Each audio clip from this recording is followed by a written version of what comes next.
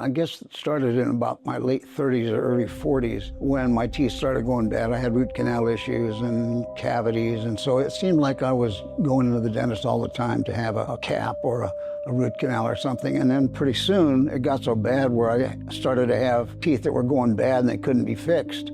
So then I started having implants. And over the course of about, I guess it must have been about 8 or 9 years, I did individual implants, upper and lower, for 7 different teeth. At a certain point, they did a bridge here with 2 implants, and a tooth here went bad, and they said, well, we can't do anything more. And I thought, well, I got to do something and fix this. So that's when I ended up here. It affected my eating, and that made it difficult. And pretty soon, my rear molars were pulled out, and so that made it even worse. And yeah, it was difficult. I've been in the service business for 50 years, and so it's important that I present well. And you see people that have been using meth that have teeth that have gone missing and they have big gaps and stuff.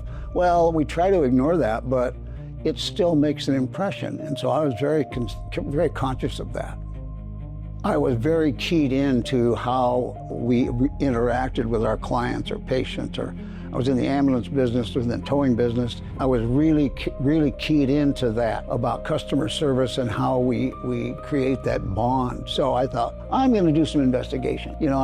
Some of these people advertise on TV and everything. So at that point, I discovered Dr. Canals here, and I think I said, I got to do some more searching and find someone that's closer. And so I searched around and I found him.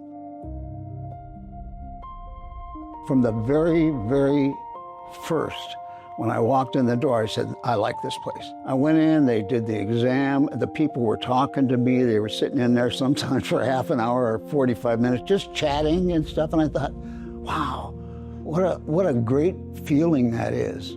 And then Dr. Canals came in and he went over my x-rays with me very carefully. He said, Bud, you've got all these implants already in the upper part and a bunch of them in the lower part, so we only need to put in a couple of them and we can do this and have a really good result. And I thought, now this makes sense. What struck me is he was very careful at explaining exactly what he thought should be done, how to do it, and when we could get it done, just like everybody here.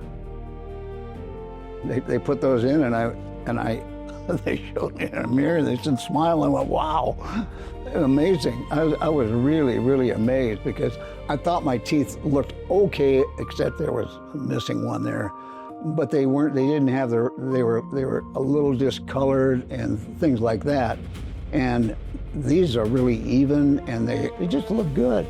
I've been totally impressed with him from every perspective, from his knowledge, from his ability, to what he does, to the way he reacts with patients, with me. He's always been just super friendly. I can't imagine that he could do any better.